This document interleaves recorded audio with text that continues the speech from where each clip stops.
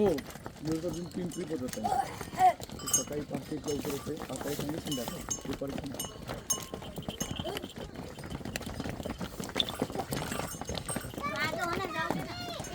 करूया सुरुवात.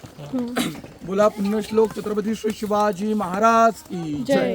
आता बघा, जे शिवभक्त नाणे दरवाजाने रायगडावर येतात तो हाच मार्ग इथे तुम्हाला जॉईन झालेला पाहायला मिळतो. तो सिरकणीचा कडा, जी माता आपल्या बाळाकरिता 1375 फुटाचा तोच तासी कडा रात्रीच्या वेळा उतरून गेली होती. त्यावरती एक छोटीशी कविता आहे, प्रथमतः कविता म्हणून दाखवतो.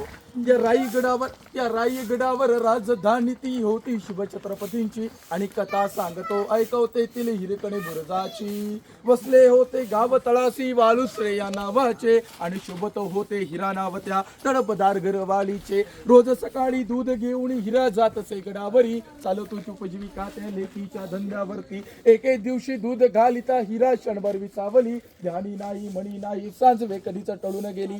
सांजवे टळून जाता गडाचे बंद झाले गडाचे दरवाजे. हिरास बायली मनात म्हणाली बाळ तान माझे, हात जोडून करी विनवणी गडकरी खाली जाऊ द्या मला. गडकरी म्हणतात नाही तुज्ञा शिवरायांची आमा. माय मावळी येडी पिसी धावत जाऊन तो कडा उतरुणी बाळाची ती घेई कुसी. आतुरतेने धाडस पाहून महाराज स्तंभित झाले, हिरास बोलून साडी चोली देऊन सन्मानित केले. या रायगडाची एक सिस्टम असायची. एकदा की पहाट झाले, नगरकड्यावर नगर चौकडे वाजले की इथून आपण पुढे गेलो की किल्ल्याचा मेन गेट म्हणजे महादरवाजा पाहायला मिळतो. हा महादरवाजा पहाटे ओपन व्हायचा. एकदा की सूर्यदेव मावळले की नगरखान्यावर नगर चौकडे वाजवले जायचे, किल्ल्याचे द्वार बंद व्हायचे. ही नवीन रोल नव्हती. या रायगडाच्या गडकोड्याचे नियम तिला माहिती नव्हते. कोजागिरी पौर्णिमेचा उत्सव राजधानी रायगडावरती होता. सोयराबाईंनी दुधाची मागणी खूप केली होती. ती गवळण दूध घेऊन रायगडावरती आली. हा रायगड 1200 एकरामध्ये पाहता पाहता ती मायमौली एवढी मग्न होऊन गेली, तिला देखील सुद्धा कळून चुकला नाही की सांजवे काही टळून जाते. सांजवे टळून जातात, सूर्यदेव मावळतात, नगरखान्यावर नगारे चौघडे वाजतात, किल्ल्याचे द्वार बंद होतात. आता त्या मायमौलीला आपल्या बाळाची आठवण लागतात.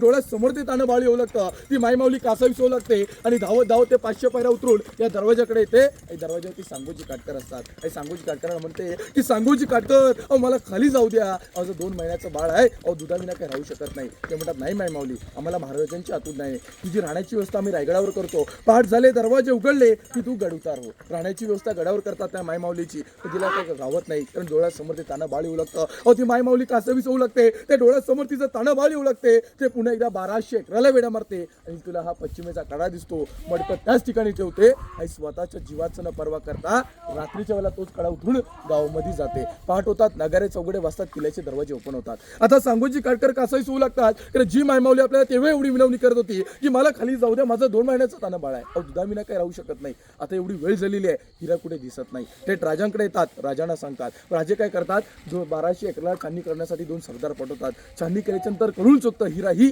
गावामध्ये पुसलेले आहे. मग राजे 2 सरदार पाठवतात हिराला गावामधून गडावरती आणण्यासाठी. आणि जेव्हा हिराला गडावर घेऊन येतात, राजे प्रथमतः हिराला या पश्चिमेच्या कड्यावर घेऊन येतात.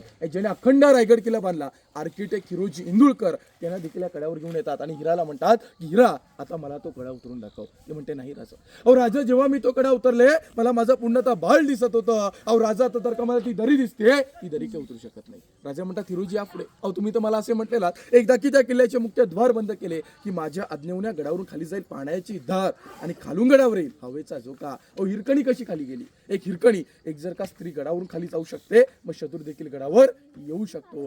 रायगडाचा बेलात आणि बुलंद असा बांधकाम झालेला नाही, तो कडात असा, तिथे बुरुज बांधा आणि बुरुजांना नाव द्या हिरकणी. मग तो कडात असला, तिथे बुरुज बांधलं आणि नाव दिलं हिरकणी. बघा, सांगायचं तात्पर्य एवढंच आहे, आज जर का तुम्ही आम्ही 2 मजल्यापासून खाली पाहिलं तर तुम्हाला आम्हाला चक्कर येते. मग कल्पना करा, विचार करा, एक माता आपल्या बाळाकरिता 1375 फुटाचा तोच तासीकडे उतरून गेली होती. एक विचार करा, आमची माय तिथं असती, आमचं बाळ खाली राहिलं असतं, आमच्या माईने काय केलं असतं, साईडच्याला फोन लावला असतं, व आमचं बाळ खाली राहिलं, फ्रीजमध्ये दूध आहे ते पाजून द्या, मी पहाटे येणार आहे. ती मायमाऊली निरोप देऊ शकत होती, दिला का?